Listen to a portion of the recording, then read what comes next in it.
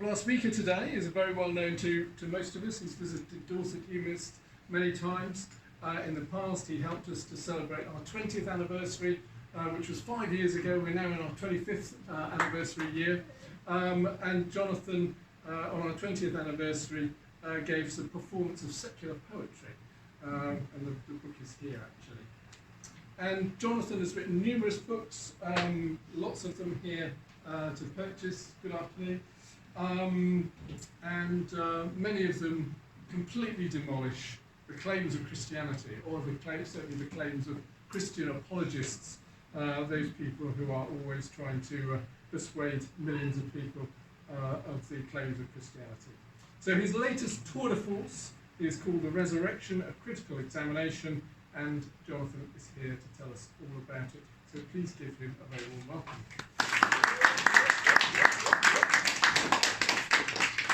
Thank you, David. It's a pleasure and a privilege to be here again.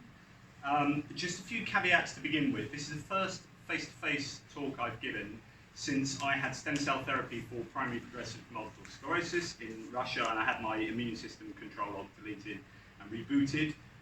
What that means is I'm pretty stable at the moment, but my short-term memory and focus is sometimes a bit wayward. So if I suddenly lose where I am or forget what I'm supposed to be talking about, just prod me or certainly forgive me. I mean, it's all about atonement, isn't it? So forgive my sins.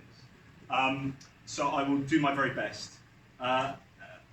Also, there is so much to pack into this talk.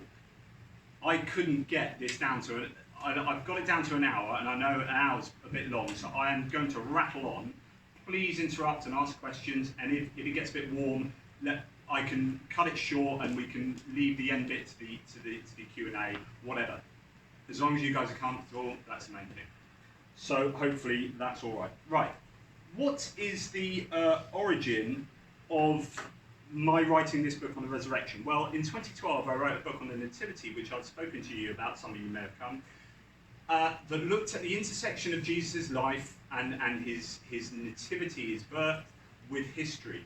And that intersection was problematic for the gospel claims. There are two gospels that talk about the nativity, only Matthew and Luke, and they are internally incoherent and they don't match with known history. So that was all about saying, well, that's a real problem, those claims are problematic, where does that leave us? Well, I've done the same with the resurrection. It's a lot bigger because there's a lot more claims. There are a lot more claims on the resurrection than the nativity. And what that does as well is show the resurrection to be historically problematic and internally inconsistent and incoherent, as well as philosophically and theologically problematic. Now, what that means is you've got the only two parts of Jesus' life and ministry that intersect with known history. If they are problematic, what does it say about the whole middle part of his ministry when he's doing the wedding at Cana? Right, who was at that wedding? How do we know? How can we know that the claims are true? And of course, if the only two times the intersection with history is found to be problematic, then you are not really justified in believing all the middle stuff. I'm now presently writing the third book in a trilogy on the Exodus. So excuse me if I've forgotten a lot of the resurrection stuff, because as one thing goes in, something falls out. And I'm in the world of the Exodus and the Pentateuch, the Torah, the first 5 books of the Bible. It's fascinating, historically really problematic. If Jesus is fulfilling every jot and tittle of the Mosaic law, so if it's all about Moses and the Exodus and the foundation, the Jewish foundation to the Christian faith, if the resurrection, the nativity, and the Exodus are all historically problematic, what are you left with? So that's basically where I'm coming from. So let's now look at the importance of the resurrection itself.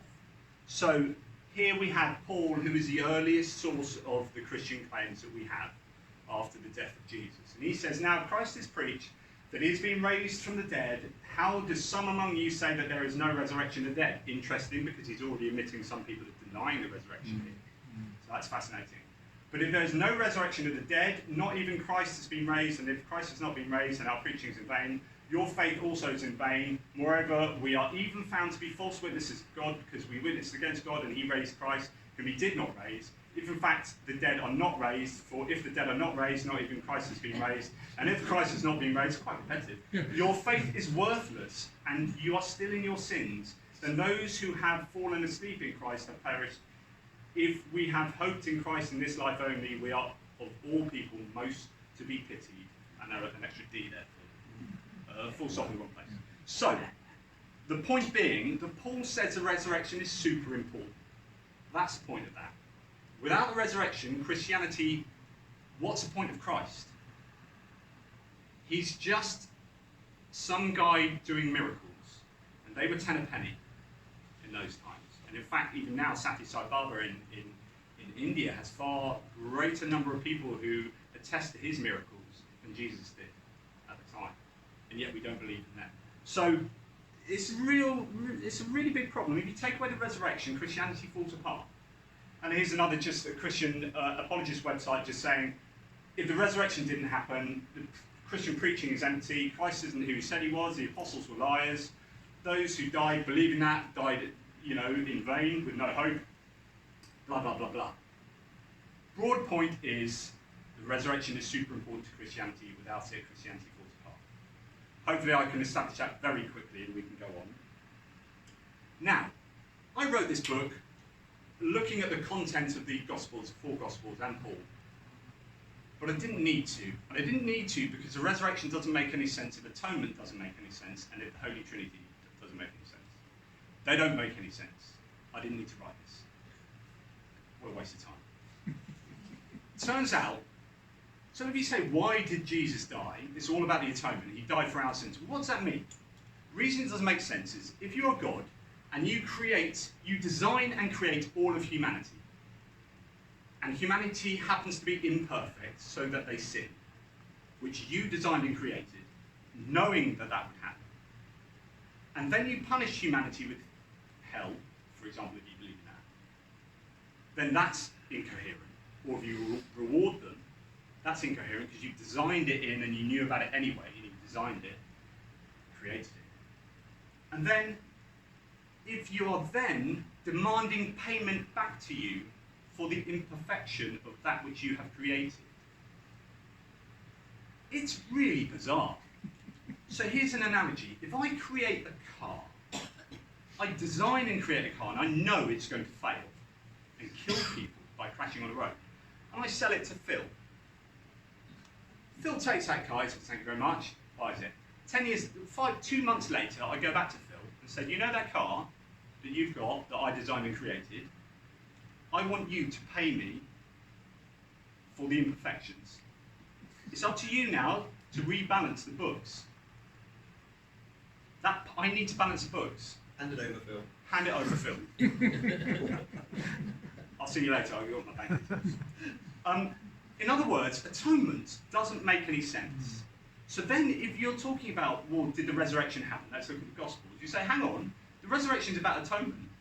It doesn't make sense. So it doesn't matter about the resurrection because all of it is kind of nonsense. Now, Christians disagree on the theory of atonement. You can speak to 10 Christians, get 10 different theories of the atonement. That's the reason Jesus existed. And they can't agree on that. The other thing is the Holy Trinity. God the Father, God the Son, God the Holy Spirit. Same but different. No one really knows how that works, so much so that the prevailing theory nowadays is something called Mysterianism, which is, it's a mystery. I don't know how it works, I just have faith that it works. Okay. But if those two things don't really work, Jesus as a divine being resurrecting doesn't work. The resurrection just doesn't work. We have a problem. But let's park those two massive issues. We can talk about them later if you want. And let's go into the details. So my aims will be that the claims of the resurrection are incredible. They are incredible claims, and they require really good quality evidence. The Gospels and Paul are not good quality evidence. They are not reliable. And if this is the case, what is a better explanation for what took place to explain the data? That makes sense. And the thing to remember through every slide and everything I say is it's theology, not history. The Gospel writers and Paul were not writing history. They were not historians. They were evangelizers with a clear purpose. They were writing theology, not history. So, what happened? In case you have forgotten your Bible, and I wouldn't blame you, let's quickly run through what happened, bearing in mind that some of these things only happen in one gospel, or two gospels, or three gospels. Certainly not all of them, or if they do happen in all of them, the details are slightly different. So we have huge amounts of problems. Okay, let's run through it quickly. Jesus was God in human form. He went to Jerusalem, had the Last Supper with his disciples before going out to the Garden of Gethsemane and praying to himself. He was betrayed and arrested for the blasphemy of claiming to be divine. After being arrested, Jesus was condemned by religious leaders. He went on trial before Pilate. He was then sent to Herod and then returned to Pilate, where he was sentenced to death. He was led away to Calvary. He was crucified, and whilst on the cross, the soldiers cast lots for his clothes. He'd just been scourged, covered in blood, yet somehow they wanted his clothes. Whilst on the cross, he was mocked and insulted, and another criminal on the cross rebuked him. Then we have further details. Jesus spoke to Mary and John from the cross. There was an earthquake, tombs were opened, and dead saints paraded around Jerusalem. There were literally zombies parading around Jerusalem, and Matthew says that everybody saw them. We have no evidence of this. We have no evidence of the earthquake, the zombies. The veil in the temple was torn. So the Jewish temple in Jerusalem, the most sacred place, had a big piece of material, very thick material, that was rent in two. No evidence of that anywhere else, but apparently it happened. Then there was darkness for 3 hours. Soldiers pierced his side, hastened his death. The death and suffering of Jesus somehow contributed to a greater good and atoned somehow for all of humanity's sins that God needed for some reason to have the books balanced, or some other similar theory that Christians themselves don't agree on. Jesus' body was taken and buried by a Sanhedrin member, a Jewish council member called Joseph of Arimathea. Pilate granted permission for guards to be placed at his tomb. And then, 3 days later, depending on which gospel you read, very famous biblical exegete, a scholar called Bar Ehrman, always says, it depends which gospel you read. So did this happen? It depends which gospel you read, and it really does. What I would advise, if you're ever going to go and read the New Testament, don't read the gospels one after the other. You will not see that they don't cohere and they don't match each other very well. You need to place the gospels next to each other and read them verse by verse. What does this one say? This one, this one, this one? Right, let's go on to the next. When you read them side by side, you can see that they are far more problematic than if you read them one after the other. So, what is then claimed? Some people argue as to who exactly and when go to the tomb. There are either no angels, one angel, or two angels, and there is a stone that is rolled away. Jesus is resurrected, that is, as a fully fledged human being, he comes back to life. He goes around appearing to many people in the local area and is resurrected as a resurrected human, so he even walks through walls. People don't recognise him, and then do, but they don't recognise him by looking at him. They recognise when he breaks bread with them. It's all very theological. And over a 40-day period, it depends. One gospel says it's in Jerusalem, another in Galilee. That the disciples had to go and meet him. So there are contradictions still. And he appeared, to many people, including to 500 all at once. No evidence of that, but we'll come on to this. And then he ascends into heaven by rising into the clouds, and the angels tell people to stop staring at the sky as if that's an amazing thing. So, how do we know this happened? We have Paul. As I mentioned, Paul is our earliest source. He's the earliest source on Jesus, so he should be technically the most reliable. Is he? Well, this is what Paul tells us of the resurrection. This is a sum total of the earliest, most reliable source. For I delivered to you as of first importance what I also received. So he's received this from someone else. That Christ died for our sins according to the Scriptures. And so he's relying on the Scriptures. And he was buried, and he was raised on the third day according to the Scriptures. And that he appeared to Cephas, then to the 12. After that he appeared to more than 500 brethren at one time, most of whom remain until now, but some have fallen asleep. Then he appeared to James, then all the apostles, and last of all, as to one untimely born, he appeared to me also. That appearance to him was a vision on the road to Damascus. Jesus had long ascended. So he's mixing up visions with appearances of Jesus.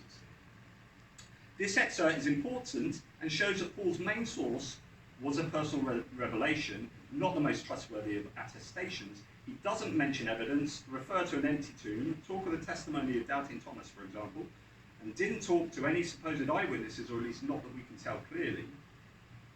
For the first 3 years, he certainly didn't, because he wasn't even a Christian for the first 3 years. He was persecuting them. And he's referring to nebulously to scriptures and personal subjective revelation. And that's all he presents as evidence. That's it. So, he says nothing about the empty tomb, which is really the cornerstone of the belief in the resurrection. That these disciples went to a tomb, it was empty, because Jesus' body had disappeared. He had had a bodily resurrection. I talk about this a lot in here, because I think Paul initially believed, or Paul believed in a spiritual resurrection, so that there wasn't an empty tomb. Which is why the later Gospels disagree with Paul. John has Jesus being poked. He has Jesus eating fish. Why would he have a story about being poked in his wounds and eating fish? Because this is to say to people who believed in Paul's theology, no, it was a bodily resurrection. Jesus was a body, as a human, resurrected, and there was an empty tomb. Paul didn't believe in an empty tomb. There's no evidence he said that we have an empty tomb, and it looks like he believed, and I won't go into detail now, but it looks like he believed in the spiritual resurrection. There's a massive absence of evidence. I'll talk about that in a second. Paul could have used this as a really persuasive moment. He's writing letters to the Corinthians, writing letters to all sorts of people, arguing about stuff. Perfect opportunity to say, by the way, don't you remember the empty tomb? Don't you remember these are the people who found Jesus' empty tomb? These are the people that buried. None of that. Doesn't mention anything. It looks like all of that detail is a later embellishment from the gospel writers. So, we then have the Gospels. These are written by non-eyewitnesses. We don't know where and when. We can have educated guesses. They're written ex post facto. What does that mean? It means that these guys already believed that Jesus was the Messiah and then wrote a book about his life. Very biased, unverified and unverifiable. So we can talk a little bit about how do you verify things. So, if you received the gospel truth, how could you check it?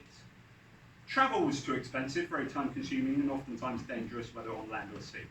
Mail, in any conventional sense, was practically impossible, certainly from strangers.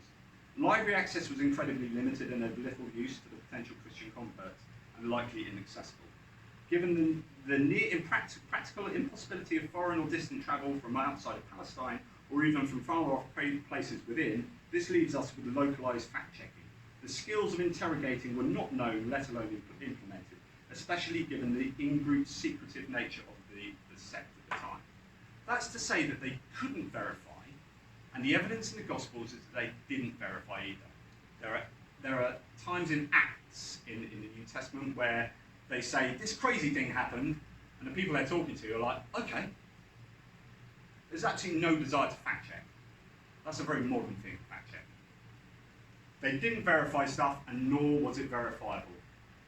They are codependent. Those Gospels all depend on each other.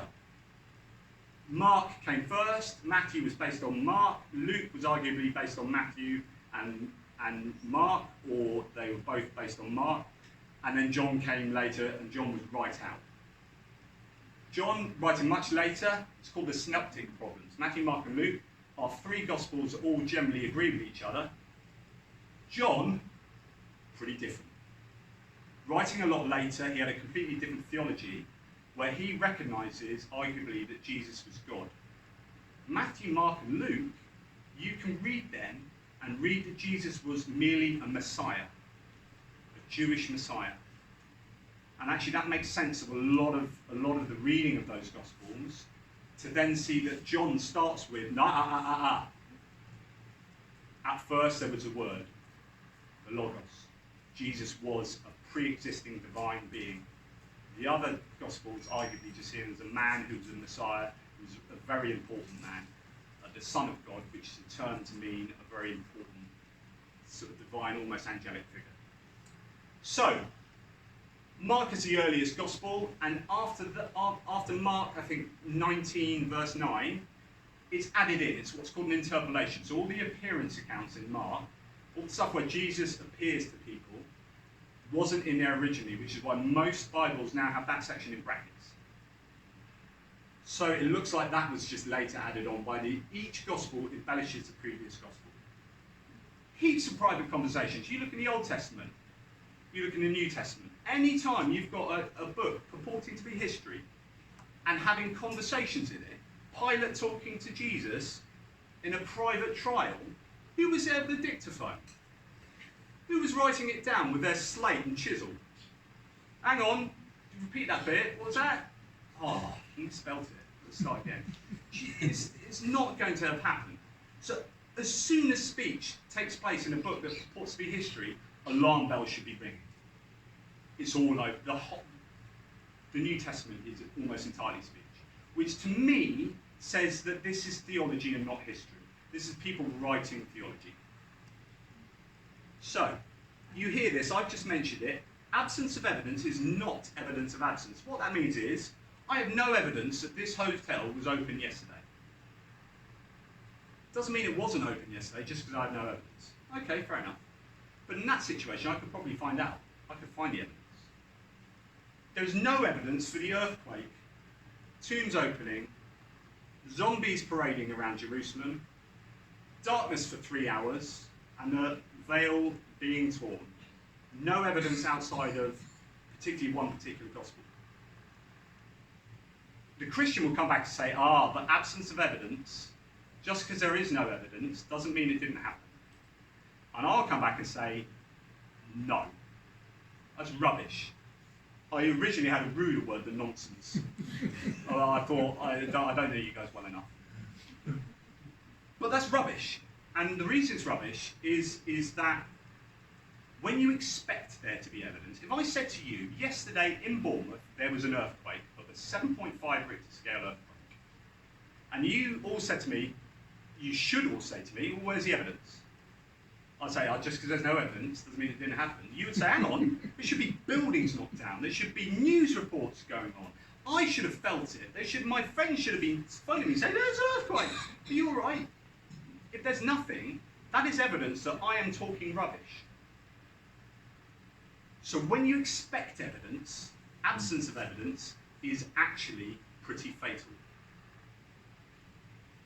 So, it's the most amazing claim ever, some of these claims, of resurrecting Jesus. If you're only finding it in the Gospels, then I say that this is disconfirmation by silence. So I think absence of evidence is very important. Next thing I'll say is, how do we know things? I'm not going to talk to you about Bayes' theorem. It's quite dull. It's about probability, but I will give you an example that should hopefully exemplify it. I see the bush out there moving right now. I can only see a roof. But if I imagine I can see a bush, and it's moving. I have two hypotheses. One, it's a tiger.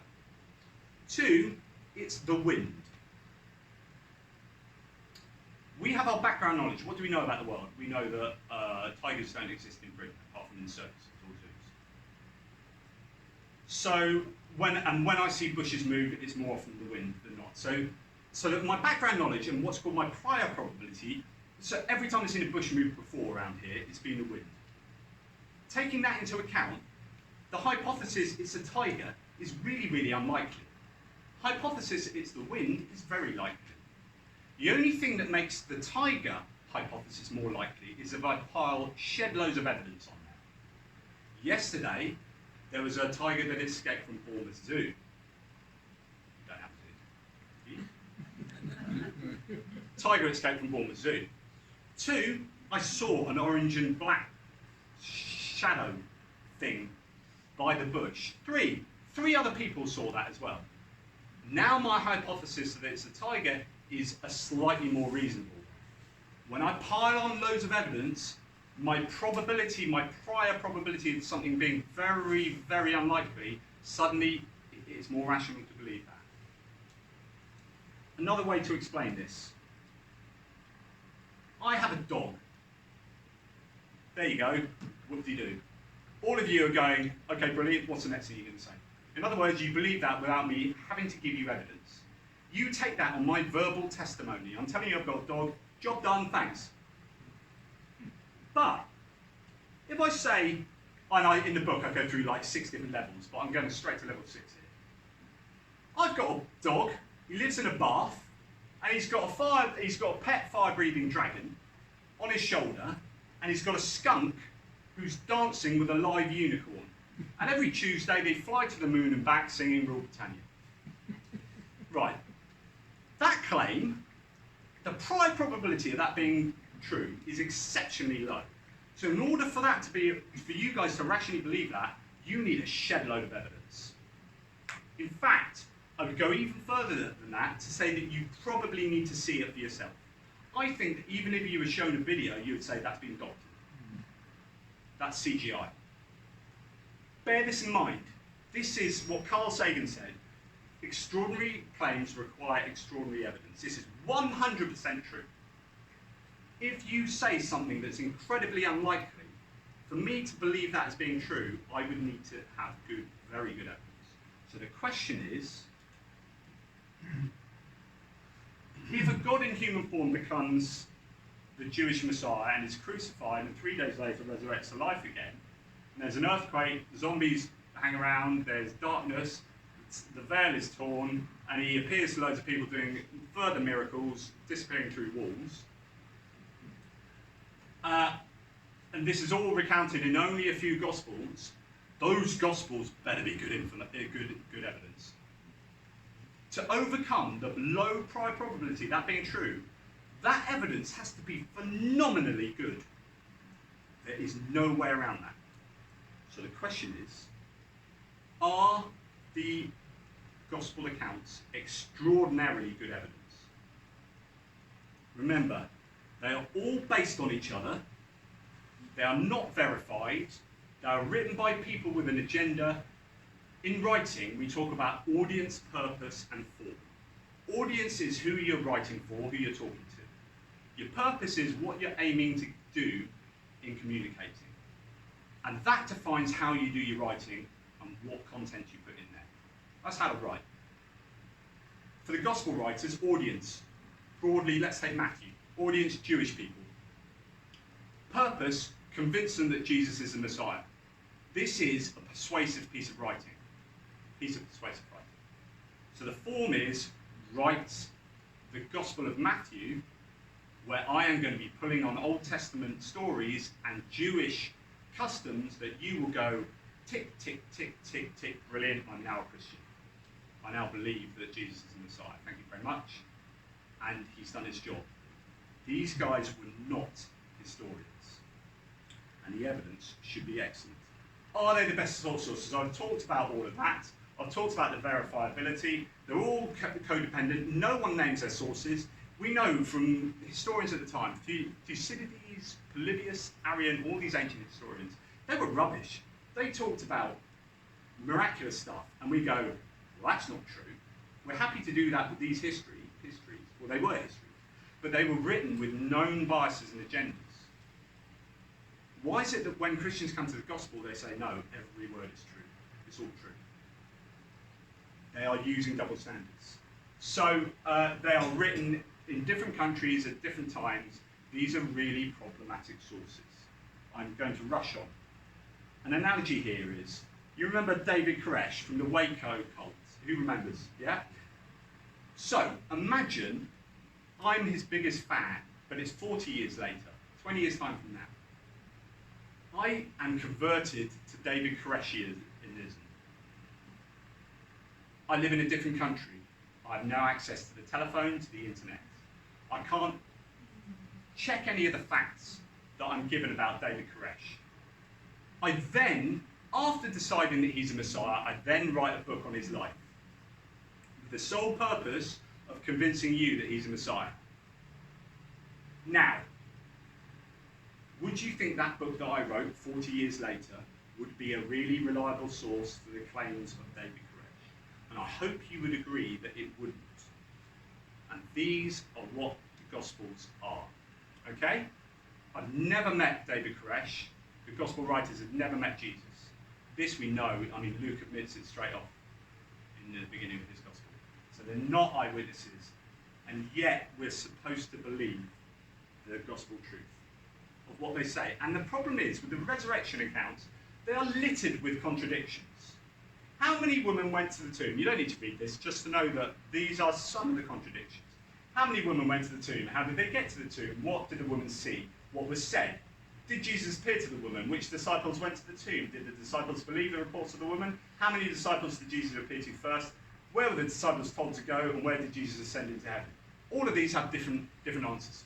Can I just put in one troublesome Yes. response to that? Is that actually in a courtroom setting, if two witnesses give an identical account, the court will conclude that they've coached each other. And actually, if you're trying to coach a witness, you build in a few intentional differences. Yeah, but that's a really good point. So Dan did you do, Dan did you don't. Because if they were identical, then that defends the Christian thesis. But if they're different, you can also say, but they should be, we'd expect them to be different. So it's like, well, what better? I would say the importance is, so we talk about this with looking at things like the Old Testament, right, the Torah, which is you get the similarities between, say, the Exodus story and Sargon of Akkad, right? And you say, well, let's nick that story from there, right? But there are differences. The importance is in the differences. So it's almost not the similarities, what they tell you, but it's what's this author trying to say by being different? And I wonder whether a lot of that is going on here. Certainly with the time, so you have John. So I talked about John being quite different from the others, from the Synoptic Gospels. John has Jesus as literally the Passover lamb. So John has him executed on a different day to the other three, and his legs not being broken. And that is because the Passover lamb, which is a sacrificial lamb you have at Passover to celebrate the Exodus, is you have very strict rules for treating the Passover lamb, and you're not supposed to break the legs of the Passover lamb. So John wants, for his own theological agenda, wants Jesus to be resurrected exactly on Passover. The others, I think, are on the day before. And he wants Jesus' legs not to be broken. So he has what they used to do to hurry some people up and dying on a crucifix, they would break their legs. It's actually got a word, cruciferagaro, don't know the word, something like that. So they didn't do that, and John says they didn't break his legs. Why would he bother saying that? Because he is the paschal lamb, so they couldn't break his legs. And John has them piercing his side, which is, they wouldn't do that to someone at a crucifixion. But they did do that because he needs Jesus to be literally the paschal lamb who is being sacrificed for our sins. So, in other words, the difference between him and the other three is explained because he has a theological agenda. In the same way that Matthew does have differences, his will be, I want this to be as Jewish as possible. He's got a massively Jewish audience. Luke has a Gentile audience. So he'll be, because of their, like I say, audience purpose task, or audience purpose form.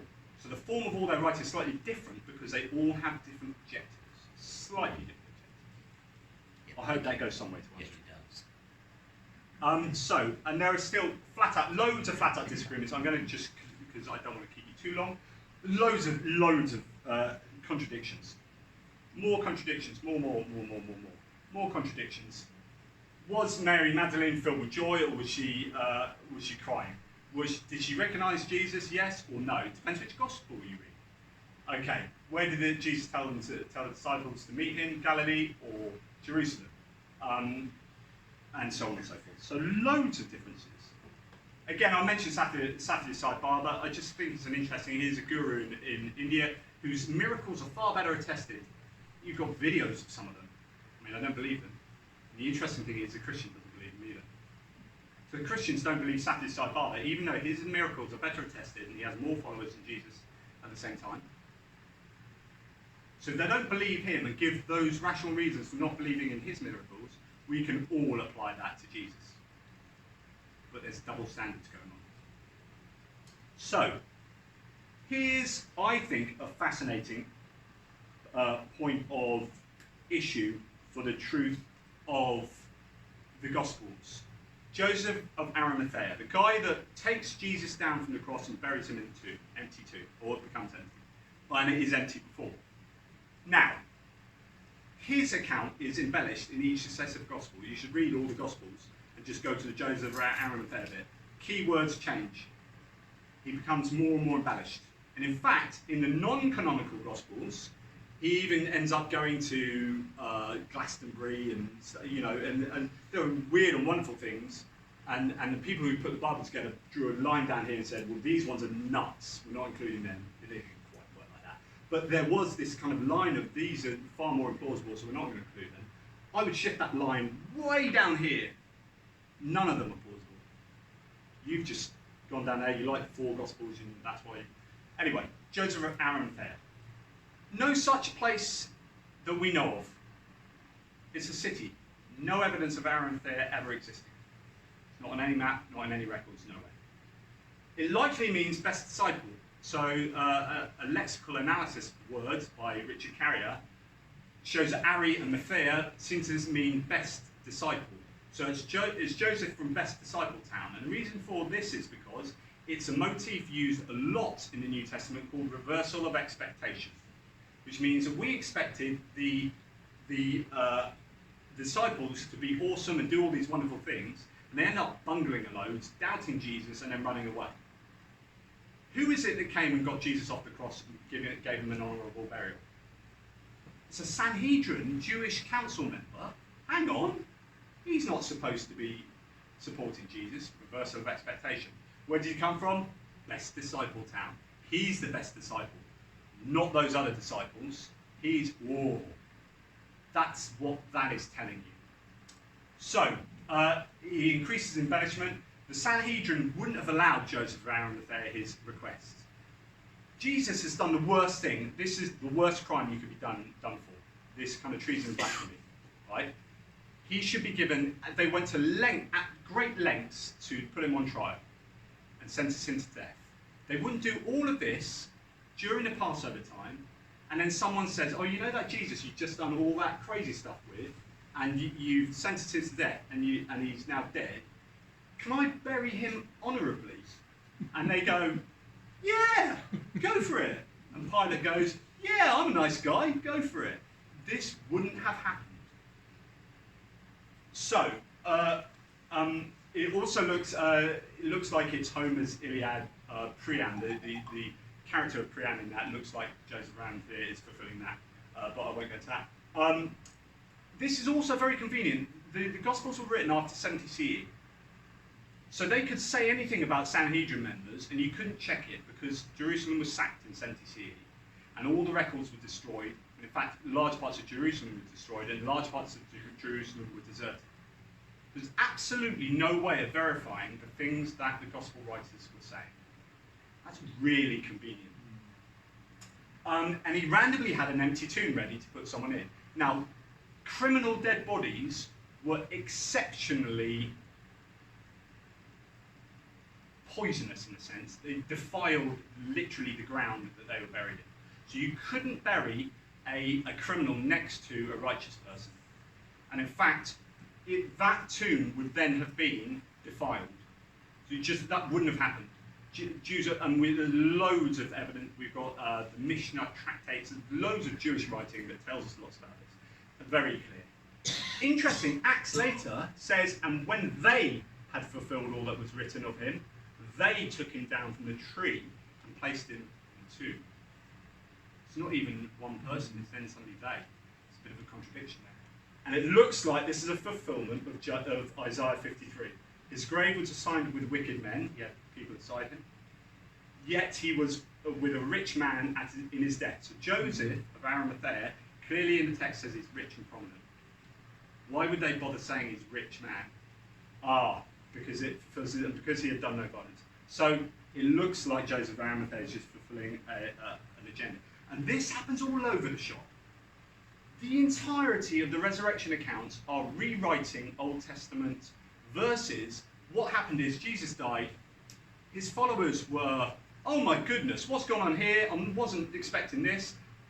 Something called cognitive dissonance, where your brain can't handle the evidence that you're met with, so it does funky things to allow you to cope with this problematic evidence of the guy that you thought was going to be the Jewish Messiah suddenly dying, being crucified. So what they did is they didn't have any of the details of the resurrection narrative and the death narrative. They went to the Old Testament, tried to justify their Messiah being killed by looking in the Old Testament, found all the stuff in the Old Testament, and then wrote that into the stories of his death. We can see that. Let us not tear it, but cast lots for it, for decide whose it shall be. This was to fulfill the scripture. Jesus has just been scourged, right? Covered in blood, has his clothes on, back on, goes and gets crucified, and then they're casting lots to see who gets his clothes. Makes no sense. Wouldn't happen. Unless it's to fulfill a bit of scripture. And John here says it happened to fulfill that scripture. He's very open with it.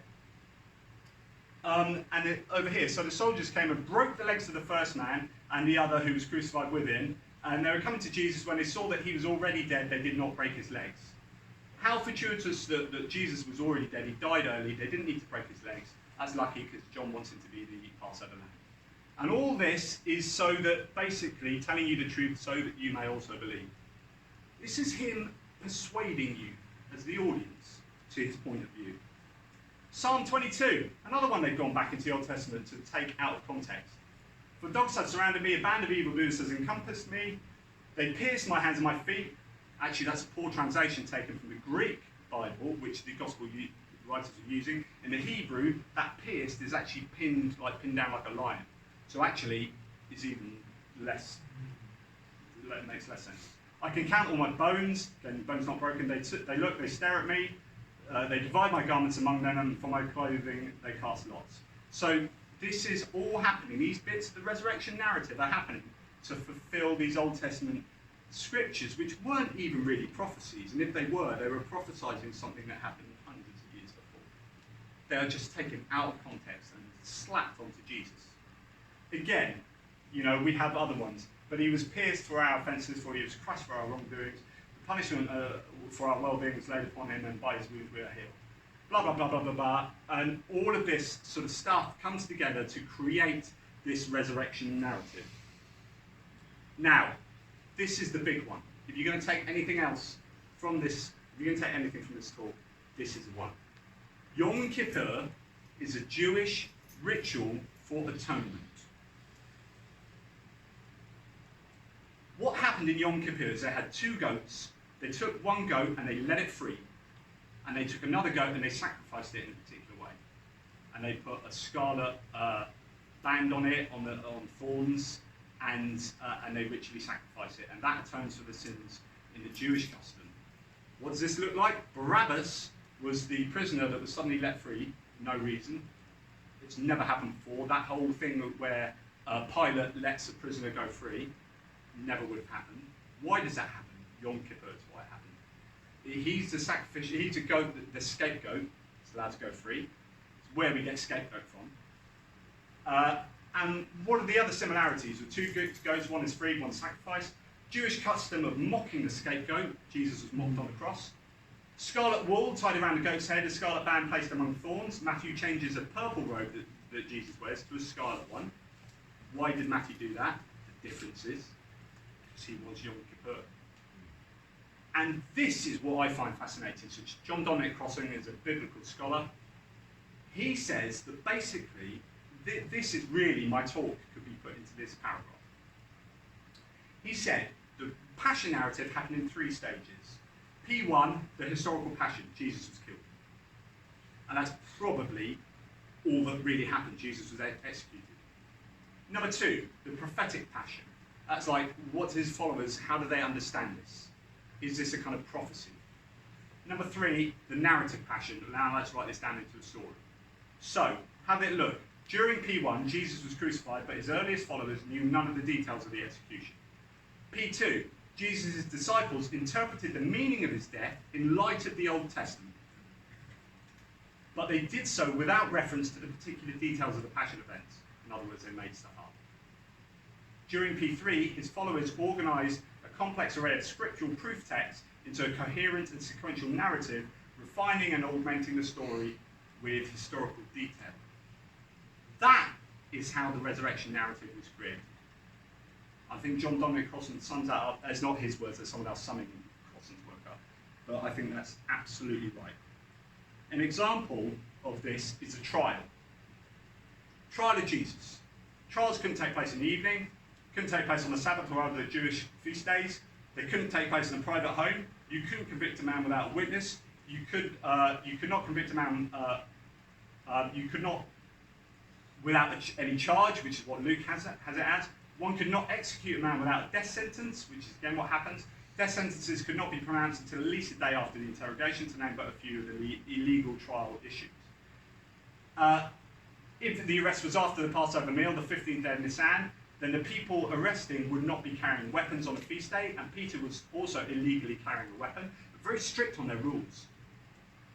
It would be a serious problem that Simon the Cyrene was coming out of the country or fields. So in one of the Gospels, he helps Jesus carry the cross. Came out from the he wouldn't be working on the fields because it's Passover. It's a feast time. Okay, you weren't allowed to work. I mean, modern Orthodox Jews, you can't even turn on the lights. You do all sorts of things. High priest tore his clothes again, which is a real problem. The trial never happened, and it certainly never happened like is claimed in the Bible. Absolutely 100% about that, and I will just very quickly. This is a Jewish expert, legal expert. The trial is incompatible with multiple well-established provisions of ancient Jewish law. In fact, the violations of Jewish law in Jesus' trial dogpile on each other so fast it's hard to keep up. All of them are virtually inconceivable and, of course, highly improper. Neglecting Passover, meeting them by night, holding trial in a private home, conducting a trial in secret, high priest acting as interrogator himself, and even striking the defendant with his hand. The failure of the witnesses to agree, mocking and beating the prisoner, and many more, any of which would have resulted in a mistrial. Even worse, they appear to have been deliberately misrepresented certain aspects of the trial to paint the Jewish religious leaders as stereotypical villains. Audience, purpose, task. Audience, purpose, task. Purpose, Jews are the bad guys. Particularly John. John was big on that, I think. So, this is what's happening here. And in fact, the Gospels arguably go out of their way to make the Romans not accountable for Jesus' death, but the Jews to be accountable. There's political machinations going on with the resurrection story. The trial is really interesting because it just didn't happen. So I'll finish off, and then we can have Q&A, get ourselves a drink, cool off a bit. But I'll finish off with his death. Before in the Q&A, maybe we can talk about what I think actually happened. So his death. Jesus was condemned to death, okay, and he was executed for the highest known crime. So what do we know about this? Well, we know that for that crime, he almost certainly would have been stoned to death. And that's just a fact, or at least it's an incredibly high probability chance that he would have been stoned, from what we know about Jewish custom. After being stoned, he probably would have been hung up on a post as a deterrent, but the death would have come from the stone, which then makes sense of being taken down from the tree, from the post. Some skeptics think he would have been left on the cross to be picked at by wild carrion. John Dominic Crossan actually thinks this, and then buried in a shallow grave. I disagree. I used to think that. But I think the Jewish laws are very, very clear that if a body is dead on a cross, it has to be taken down by sundown. So I think that if he was crucified, and I actually don't think he was, I think he would have been stoned. But if he was crucified, he would have been taken down by someone. Not Joseph of Arimathea, I think he's a mythological construction, but someone would have taken him down and buried him, almost certainly in the criminal graveyard complex. His death would have been entirely about dishonour. So any honour in burying him in an empty tomb is just inconceivable. Wouldn't have happened. So, should have been stoned. Some people think he would have been buried in a shallow grave because that was normal for criminals. However, Jerusalem's a big city. I don't think they would have had a shallow grave for that many criminal executions. I think we know of other necropolises, other tomb complexes, where they buried lots of people together in like tombs, almost like a mortuary sort of thing. And what would happen is your family would be entitled to come and get your bones a year after you've been buried, because you would have gone through a ritual purification of your body. That defilement would have ended, and they would get your bones, and then they could bury you in a family tomb. And we know of someone with a crucifixion nail through their bones, that fused to their bones, they obviously couldn't get their nail out, was found in a family tomb. Christians think, oh, this is great. This proves that criminals could be buried in a tomb. No, no, no, no. It proves that you could get the bones of your family member and then reinter them, rebury them in a tomb, in a family tomb, a year after. And the Jewish law is very clear on this, very clear. A year afterwards. So Jesus had no kinfolk around, so he would definitely not have been buried in a tomb. There were round stones were not used until after 70 CE. It's just a nice little nugget. Generally, they wouldn't have rolled the stone away. In fact, you wouldn't have been able to really move it very easily.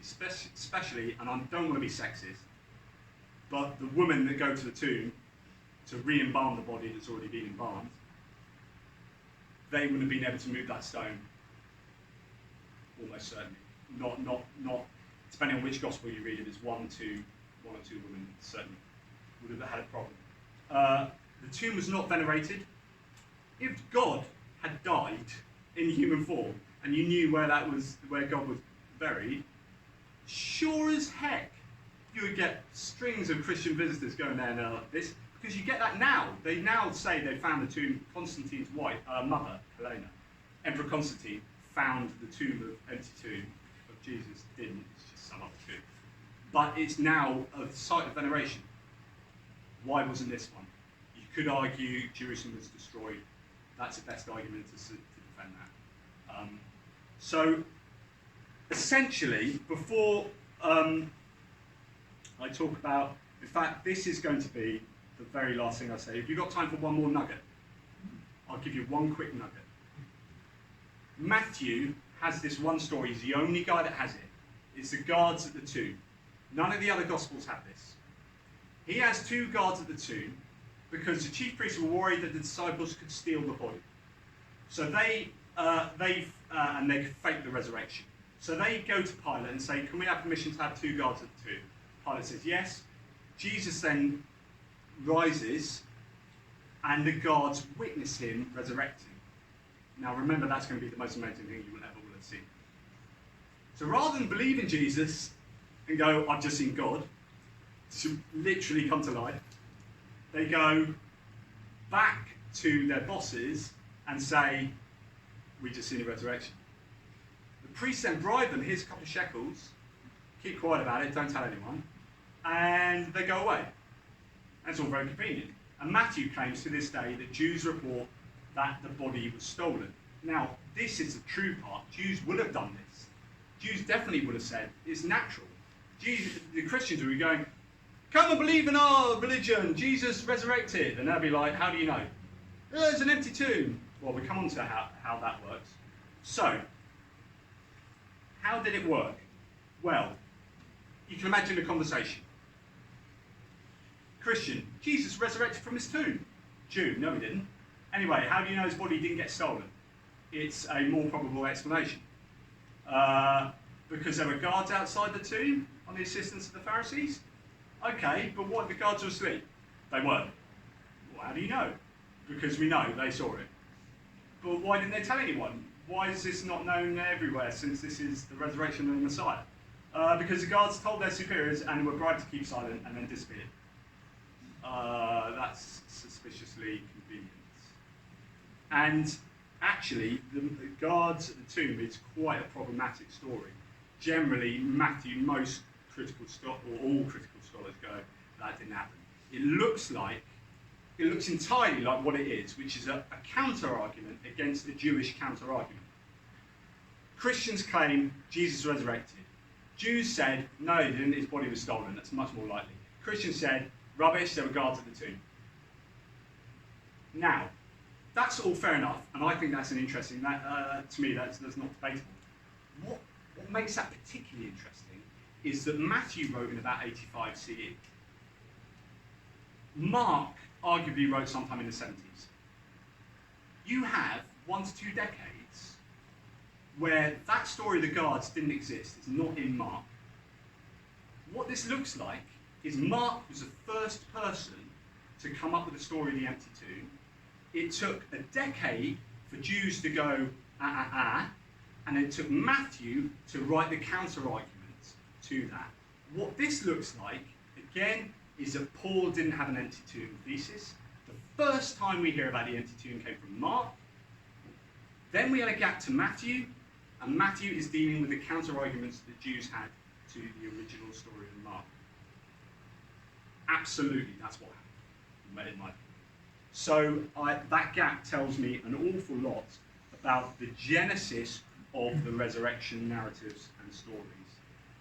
There are the problems with that. I mean, we know there's an early Christian called Justin who had an argument with a Jew called Tryphon. We know from Justin's work that they did believe that the body was stolen.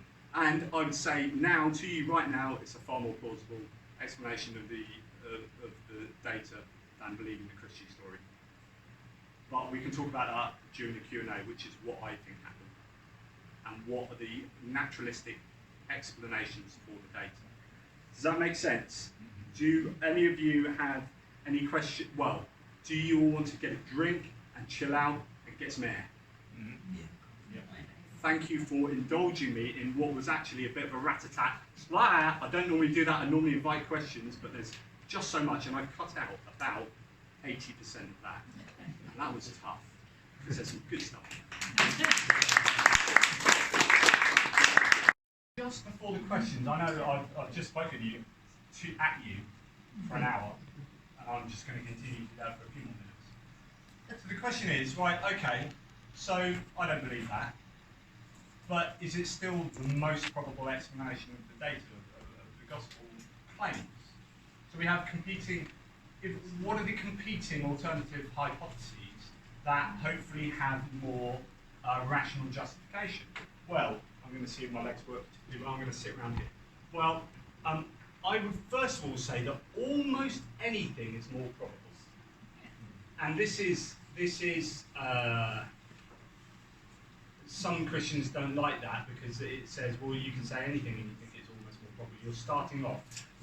You're starting off by saying the supernatural just can't happen. I'm not, actually. I'm happy to say it can happen. It just needs really good evidence. And what I'm saying is this isn't really good evidence. Anything's almost more probable than a God-man spirit sacrificing himself to himself to pay for sins that he knew would happen, designed into a system, and would have had no coherent need of being balanced, so that he could sit on his own right hand in the heaven for eternity. That's me being a bit facetious, but and some of that is like metaphorical. But you know, we have a Messiah figure. He died. His followers had cognitive dissonance. So cognitive dissonance came from Leo Festinger back in the 60s, I think it was. He was a psychologist who infiltrated a UFO cult, right? And they had this rapture day. And they were all supposed to park in their cars in a car park on a particular night. And that night, the aliens were going to zap up those cars in that car park, and everyone else on Earth was going to die. So he and 2 other psychoanalysts infiltrated the cult, and they sat in their cars, and nothing happened. And you'd think, I would think, well, that's a load of bollocks. Like, that UFO cult is rubbish. Excuse my French. And I would go away and say, well, I'm not going to believe that anymore. But because the human mind doesn't work like that, we have this thing called cognitive dissonance, which is if I have a core belief, and I have evidence against that belief, our brains can't handle that.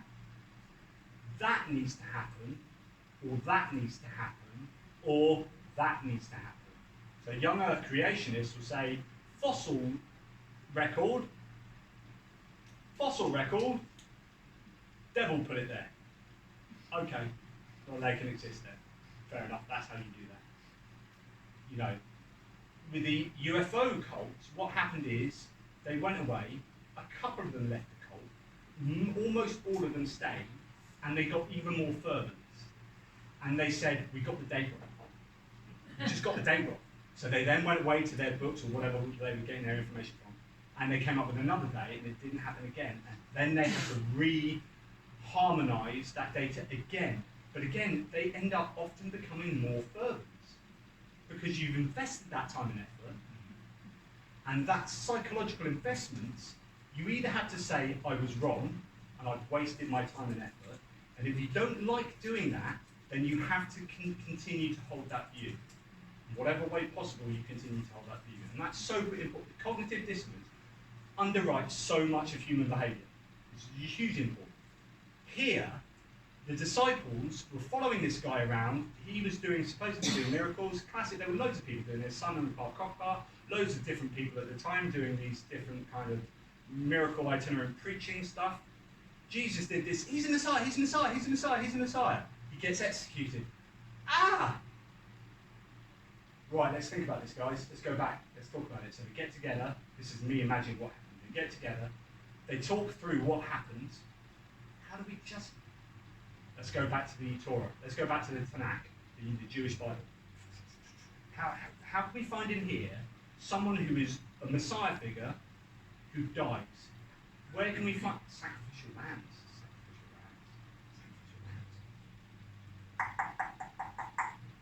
Then they find all the stuff that supports that, and then the narratives that get written down as your gospel accounts of the resurrection are taking into account the Old Testament verses taken out of context, a bit from there, a bit from there, a bit.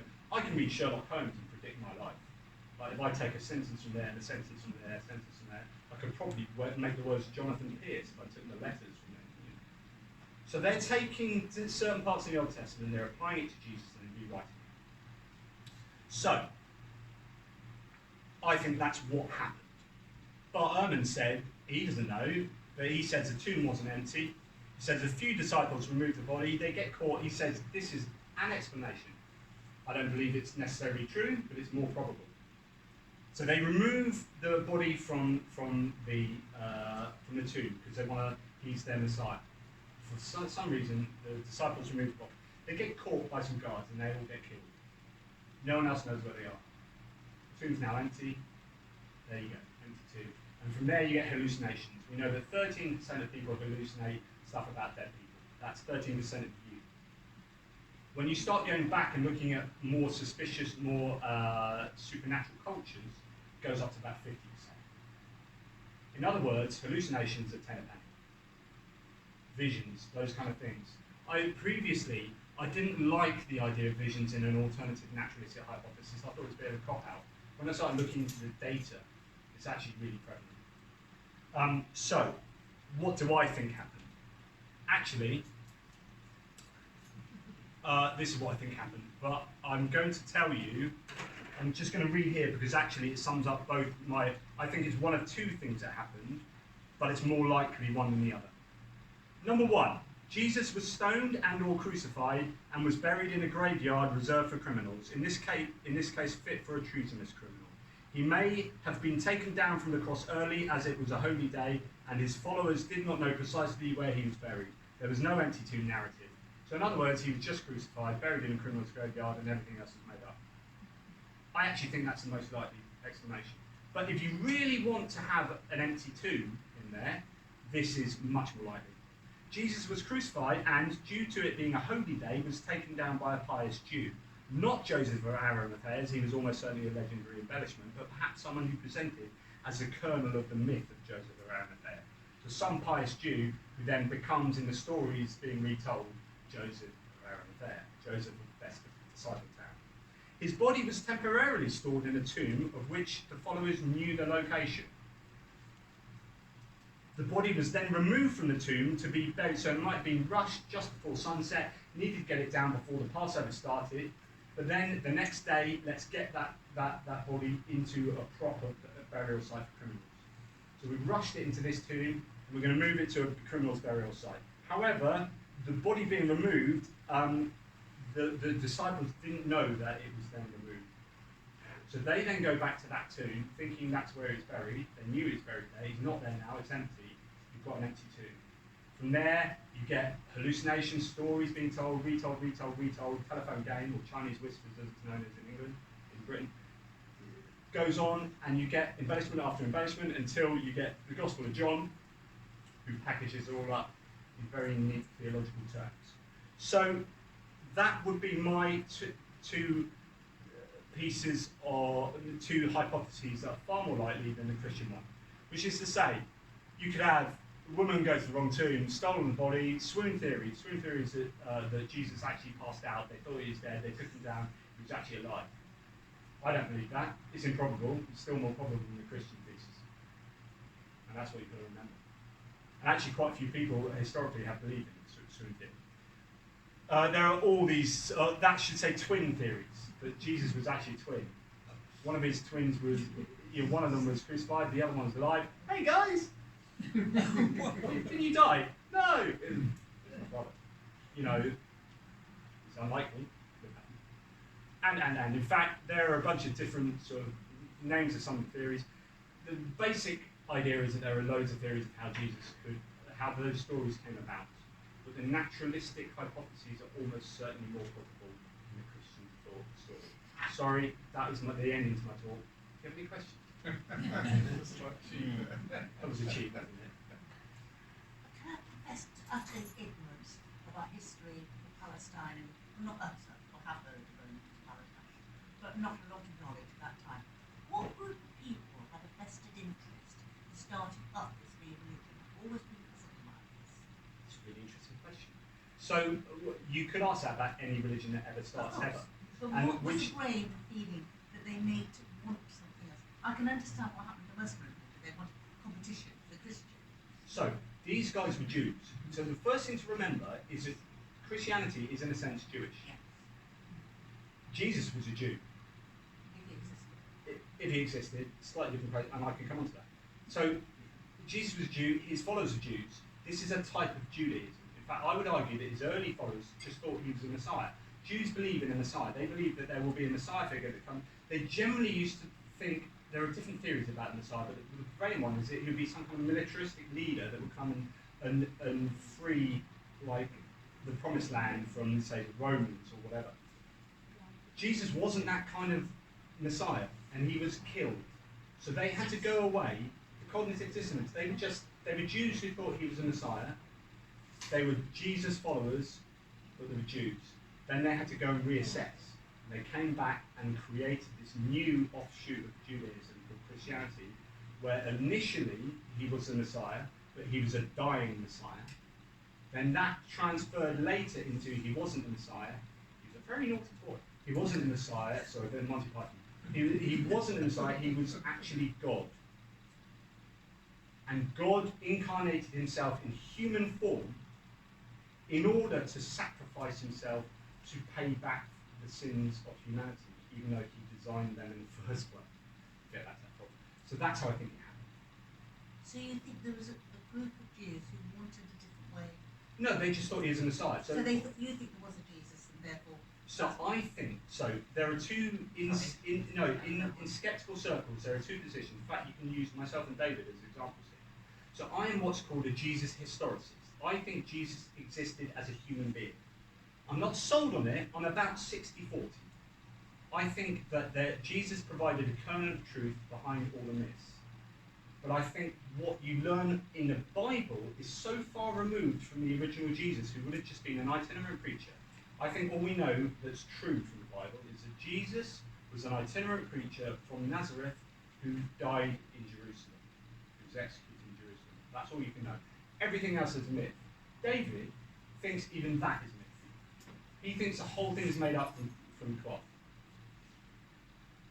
What the interesting point for me is that actually there's no real difference between David and I, because all the meaty stuff in the Bible is mythological, from the kernel of historical truth of Jesus.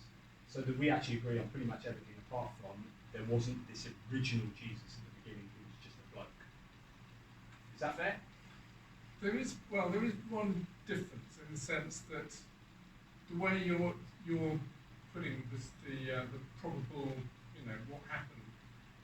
If Jesus actually was a guy who died, then you've got the cognitive dissonance.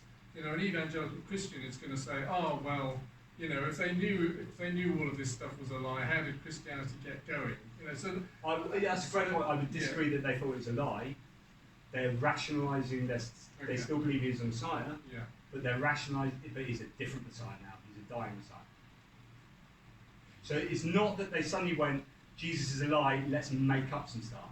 It's like Jesus died and we weren't expecting him to die, but he's still a Messiah. How do we rationalise that the Messiah has been executed? Okay.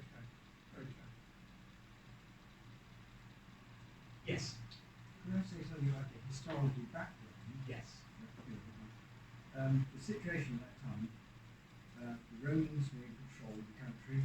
There was a lot of unrest amongst the people, but they found that the synagogue held them together.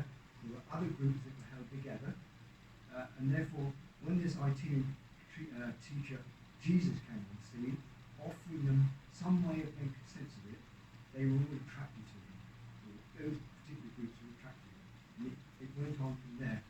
Because he was quite revolutionary in some sense. So the overturning the tables if there's a kernel of truth to that, for example, you can imagine this kind of revolutionary teacher kicking out quite a bit of fuss, and things were very political. You had the Pharisees and the Sadducees, and you had all these different people, and the high priest was actually seen as kind of looked down upon by certain sects of people, and it was all very political. So yeah, you can imagine it being it'd be fertile ground for the birth of such a movement.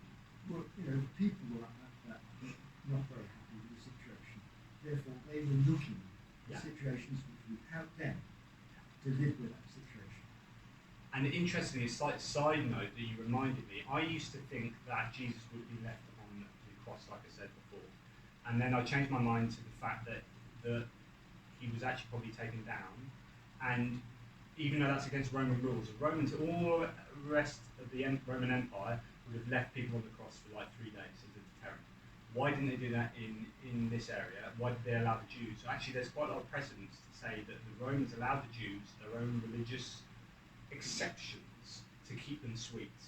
So they allowed the Jews to follow certain religious rituals and regulations that they wouldn't allow elsewhere in the empire. And there's another example, but it talks about really the politics between the oppressive Roman regime and the Jews and the high priest who may be working with the Roman authorities to get the most out of everything. And you've got politics going on. I mean, it's just politics.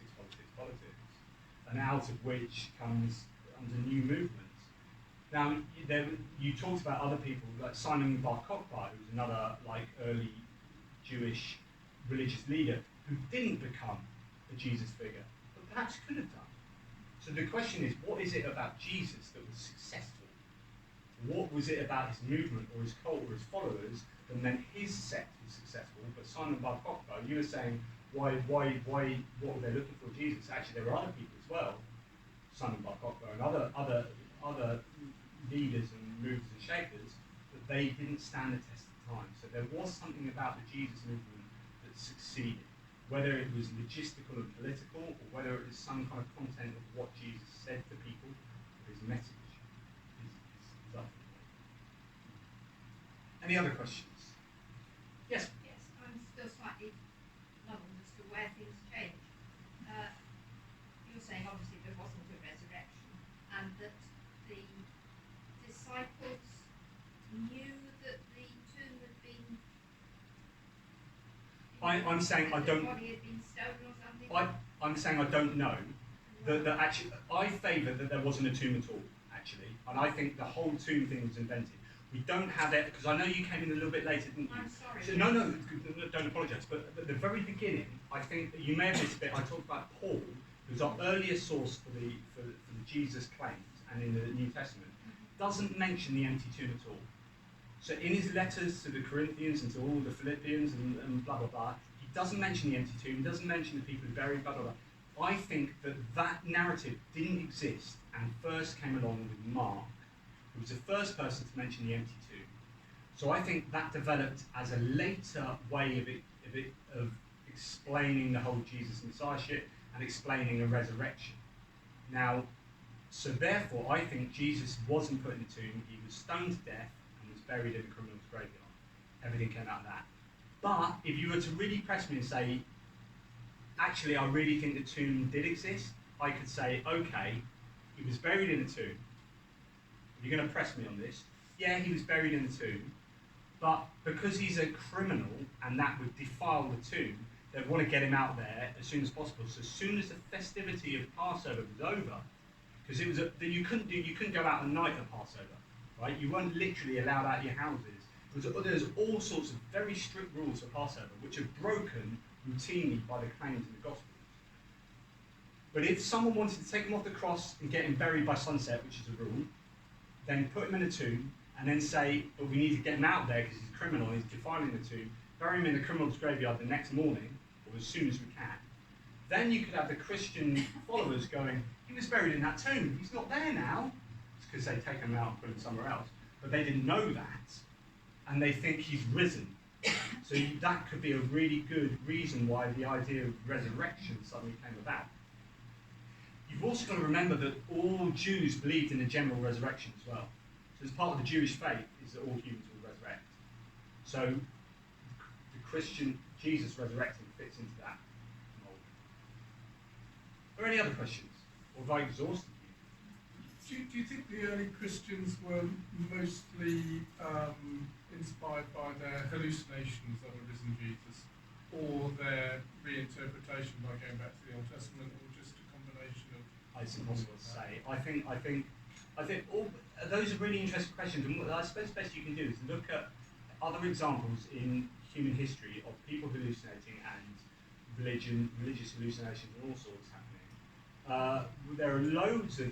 Interestingly, I talk about him quite a bit in the book. There's a guy called Sabbatai Zabi, who was a Jewish Messiah figure. But his followers thought he was a Messiah. Basically, he's Jesus without being Jesus, and he existed 100%. And he existed in the 1500s, and he was an apostate to Islam. And it was fascinating because his followers. And there were loads of visions of him and angels of him speaking to Ezekiel and all sorts of stuff, like really similar stuff.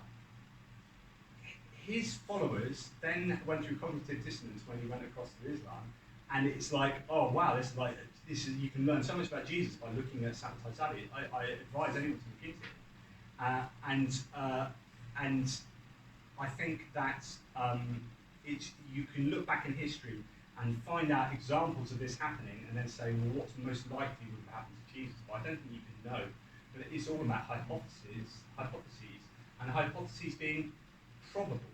And how you do that calculation will depend on the background knowledge, depend on what you're putting into the function machine as to what you get out.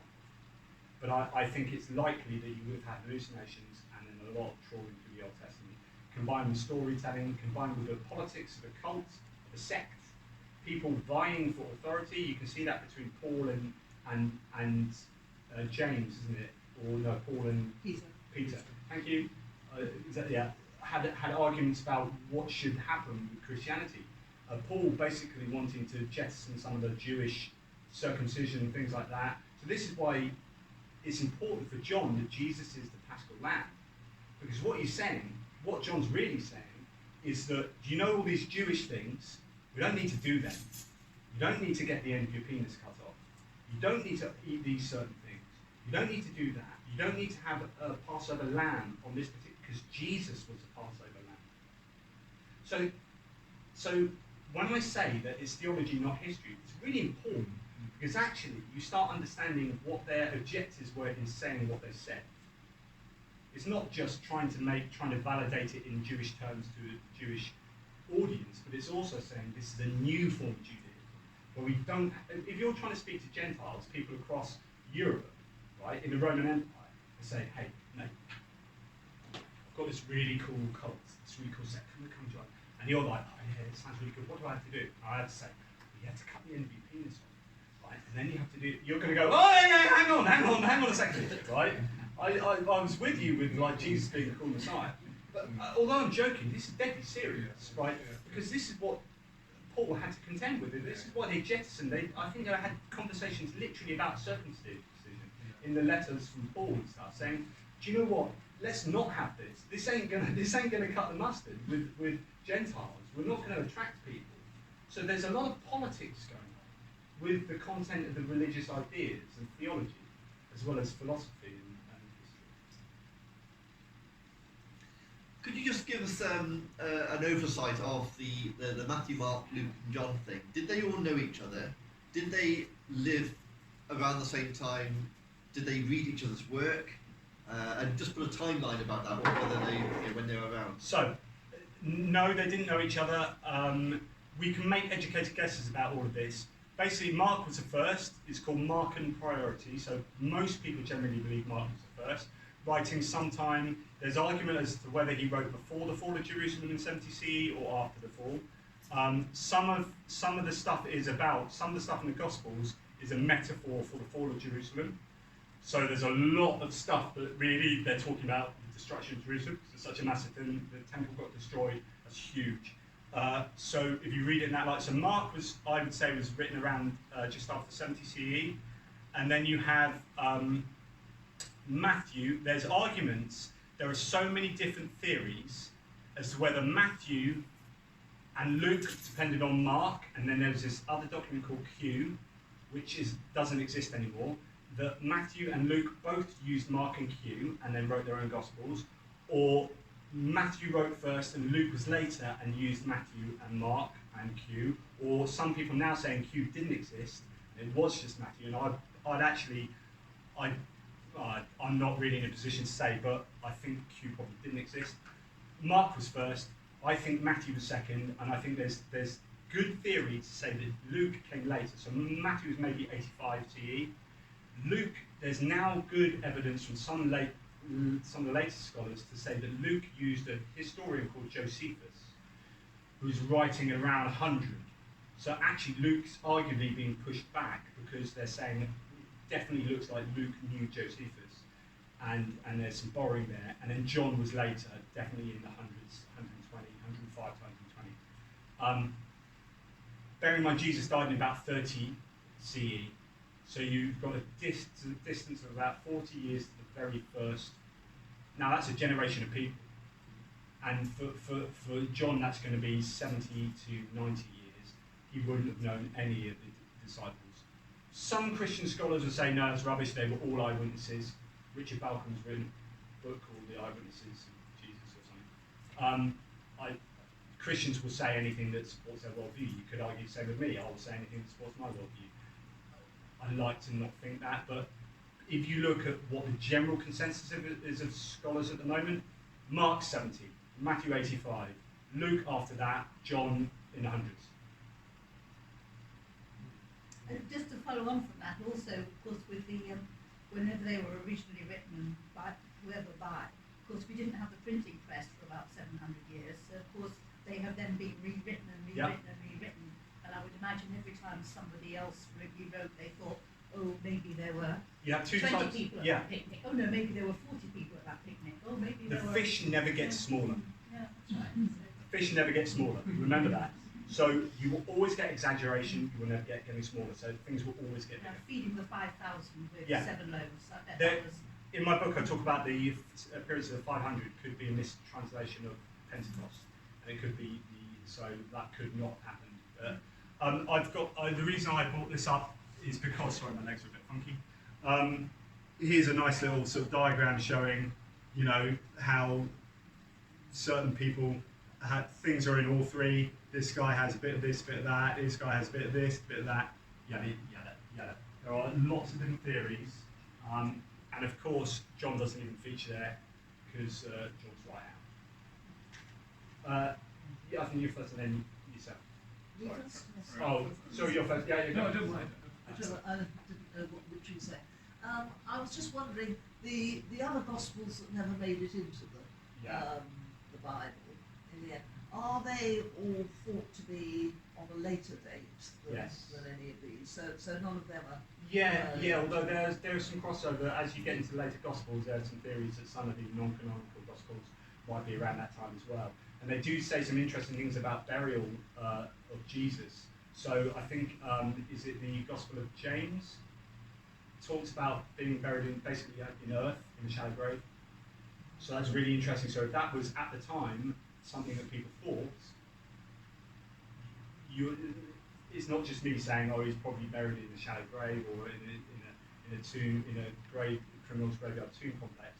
You know, there were alternative theories from some of the non-canonical gospels. Sorry.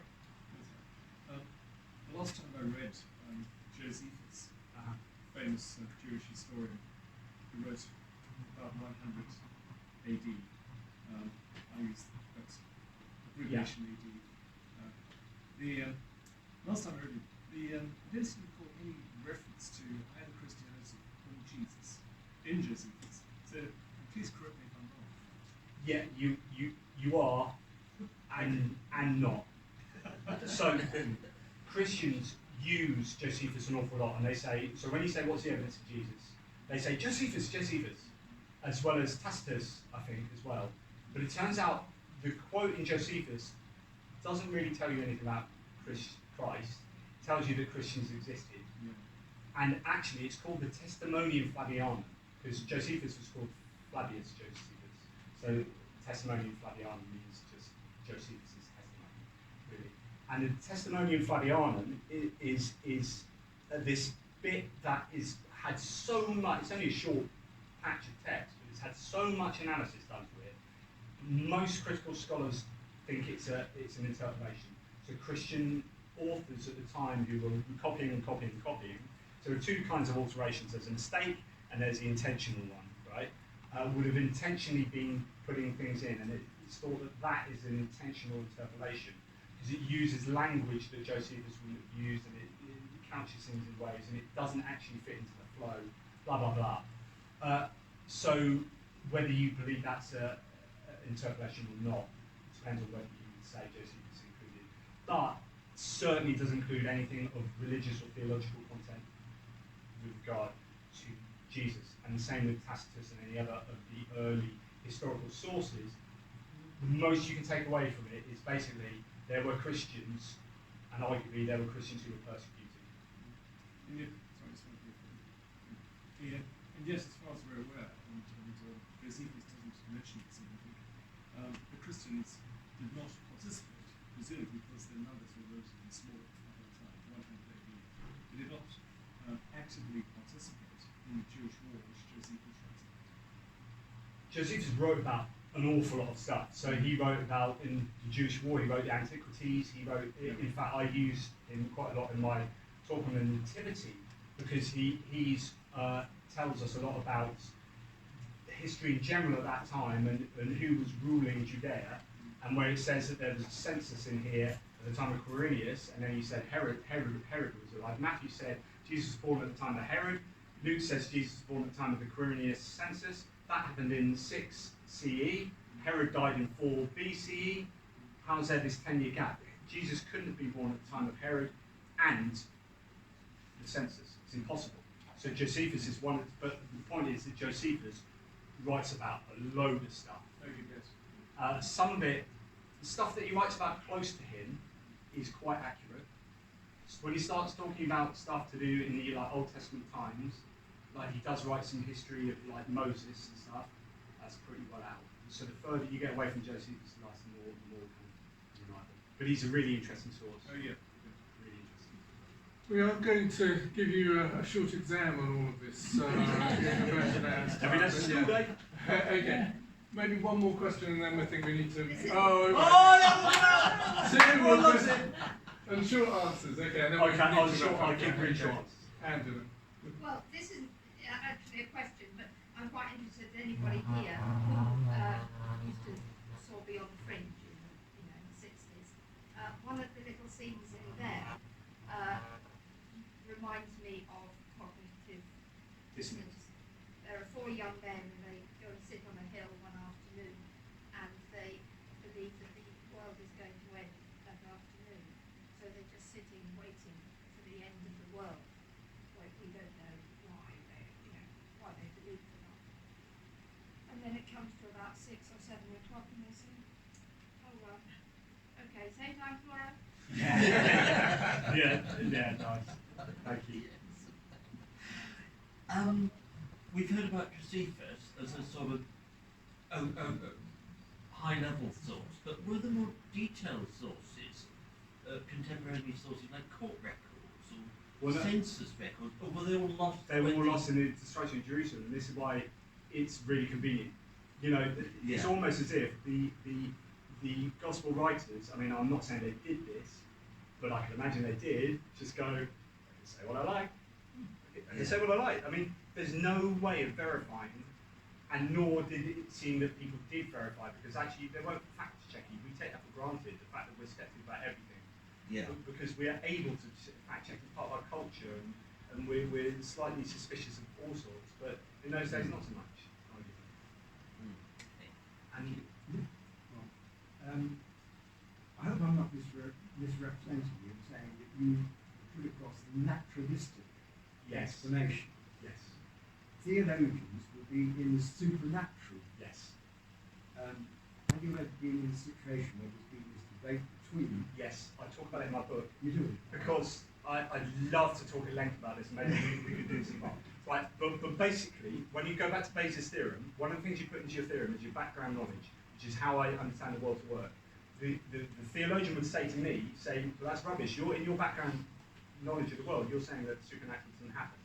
Actually, I'm not. I'm saying I do believe it doesn't happen, but I'm doing this on evidential grounds and probability grounds. Because even at the miracles of Lourdes, at the Catholic Church, would say there are miracles, but actually they set the bar quite high. So it's in other words, they say miracles are really improbable, and you need enough evidence to convince us. Their level is here, my level is up there, but their level is still higher than maybe some other Christians, right? Background knowledge. So the Christian would say to me, you believe in the supernatural. I'll say, no, I don't. But then I'll go back to the Christian. So say you're a Christian. Is it Rod? Yes. So Rod, so you're a Christian, right? You believe in the resurrection. So I'll say to you, my accusation, I wrote an article on this, which William Lane Craig tried to take me to task on, which is to say that your belief would be circular. So you would say, I believe in the supernatural. And I say, why do you believe in the supernatural? Well, because I have faith in Jesus and the resurrection. So it turns out that really the only supernatural thing that you believe, you don't believe in ghosts and ghouls and blah, blah, blah, is generally the resurrection of Jesus and the miracles of Jesus. You say, okay, so why do you believe that? Because I think this is good evidence. Why do I blah, blah, blah? It's because I believe in the supernatural. But if you're feeding that into why you have faith in Jesus, and that's going back to there because you believe in the supernatural, and you have faith in Jesus because of the supernatural, and that then informs your belief in the supernatural, all you're doing is you're operating in a circle. And that's so important to me. I'm so glad you brought that up. It's so important that takes up quite... There's a section in here called Circularity of Believing in the New Testament, which is exactly that. And I talk about that in far more detail than I just had. So it's there. But I have written another blog article on that. So if he wants to be cheap, He's waited 2,000 hours. Oh, it's waited. Another 10 minutes. Okay. I think we need to wrap things up now. Jonathan, it's been fantastic. Really well done. You put an enormous amount of work into that book. I had to read one of the proof copies of that to give a little blurb in the book, and my name is in the front. Let's give Jonathan a big round of applause.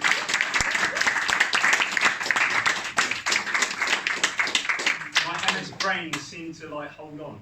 Was I coherent? Did I make sense? Yeah. Okay. Jonathan's books are for sale on the table there, our leaflets, and if you would like to contribute £2 or £3 to the afternoon, there's a bowl on our table there. Do stay if you'd like to, and thanks for coming. See you again soon.